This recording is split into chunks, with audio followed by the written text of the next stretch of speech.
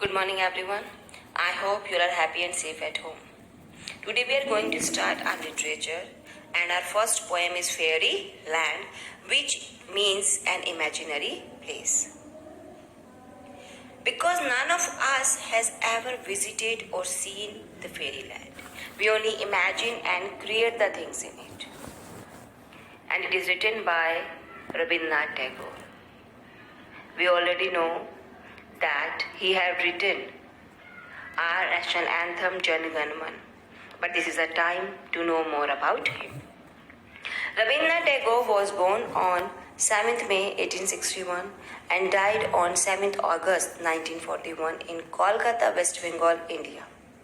His notable works are Gitanjali, Gora, Jan Gan Man, Rabindra Sangeet and other works.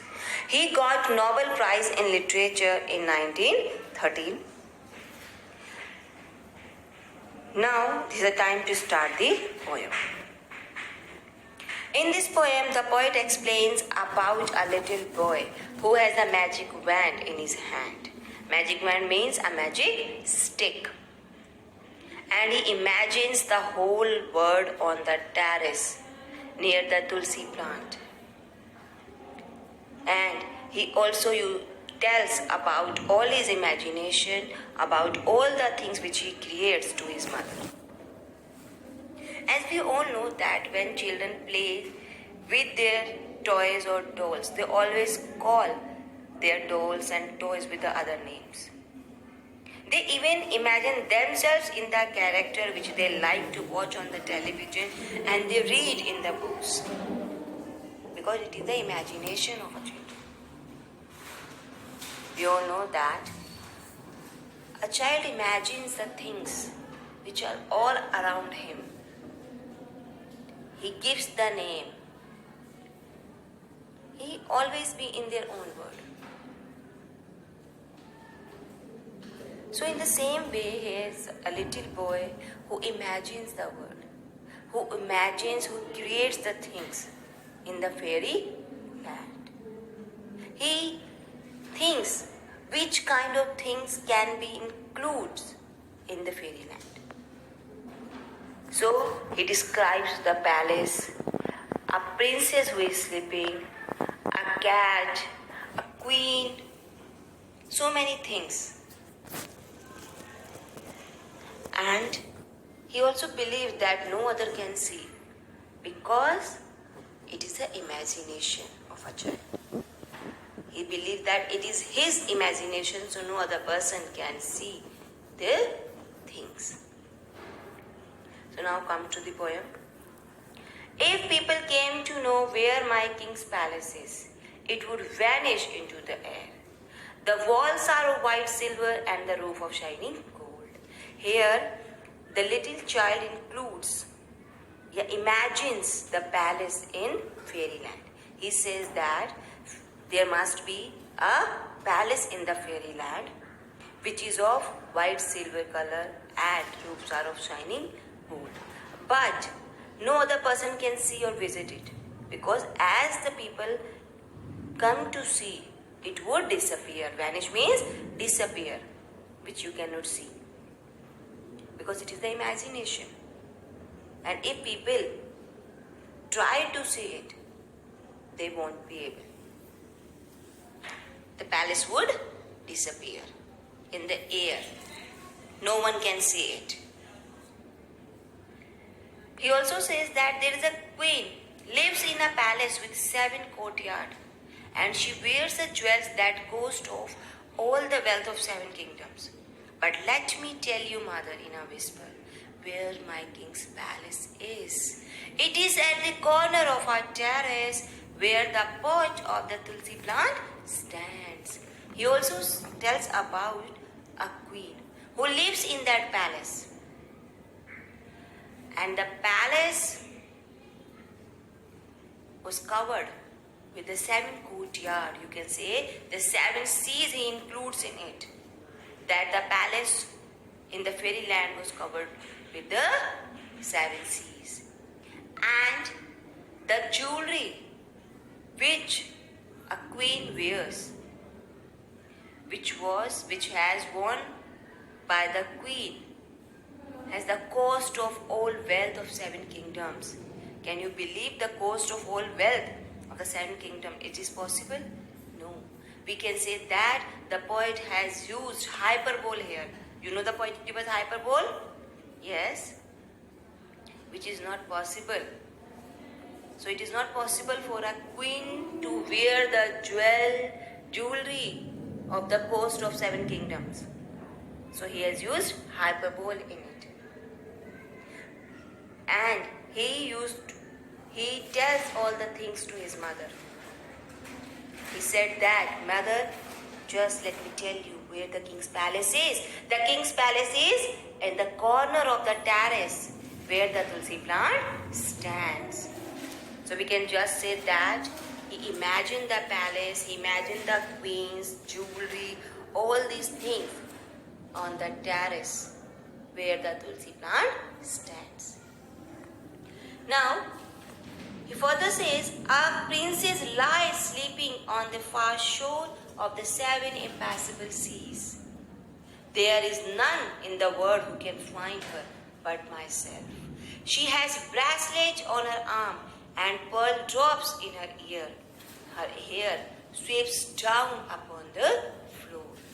Here, he imagines the beauty of a princess. He says that the princess is sleeping far away from the 7 impassable seas. Impassable means which is impossible to pass, which is impossible to cross. He says that the prince lies sleeping away from the shore of the impassable seas and no one can find her because it is in the imagination of the little boy.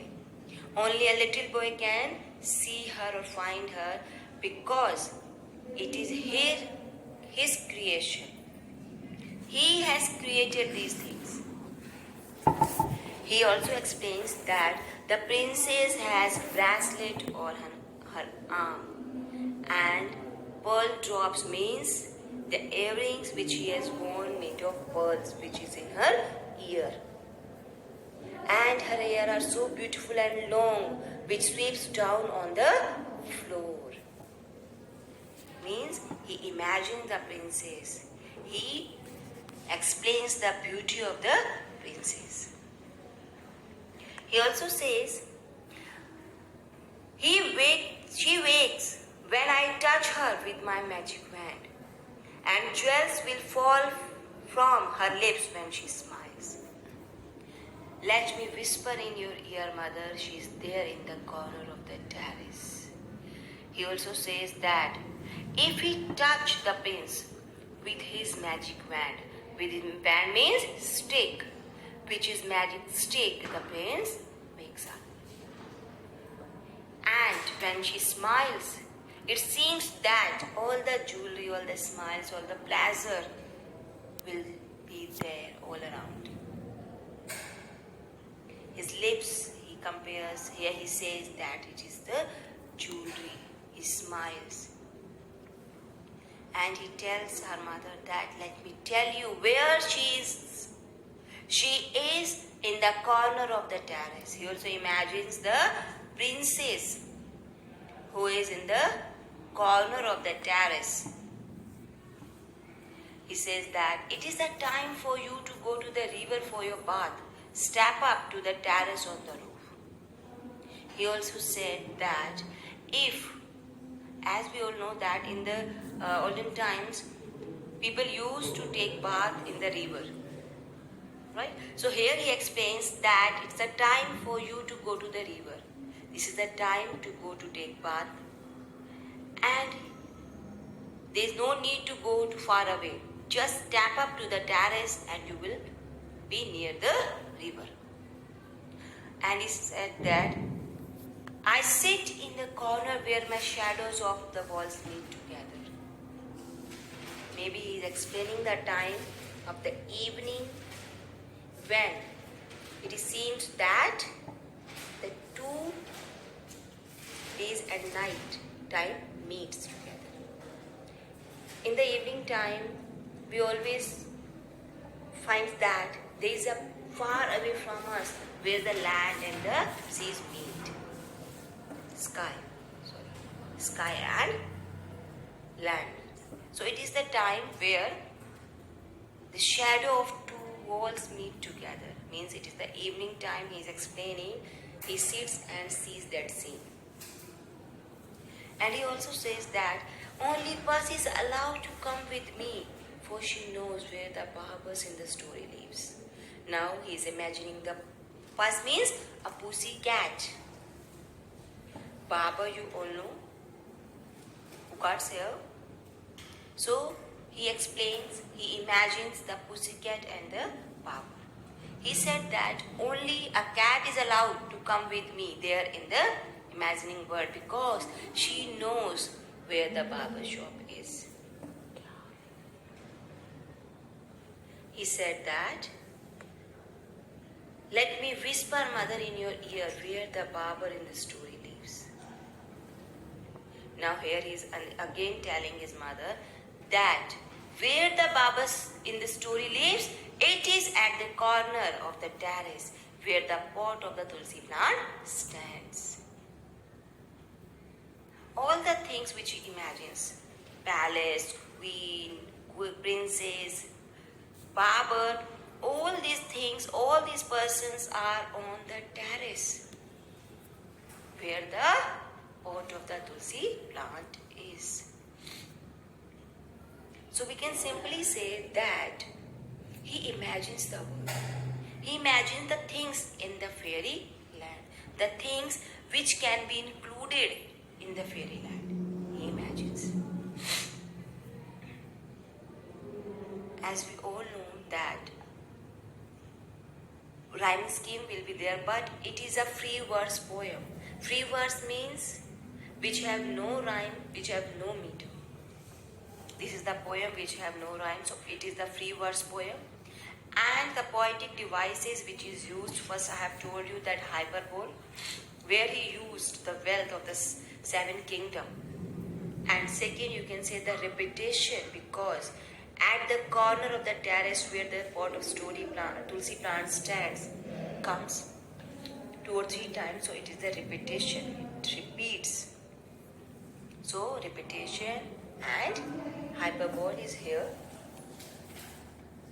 and it is a free verse poem. I hope you all have understood that the imagination of the little child, and he imagined the things on the terrace. He imagines the whole world on the terrace.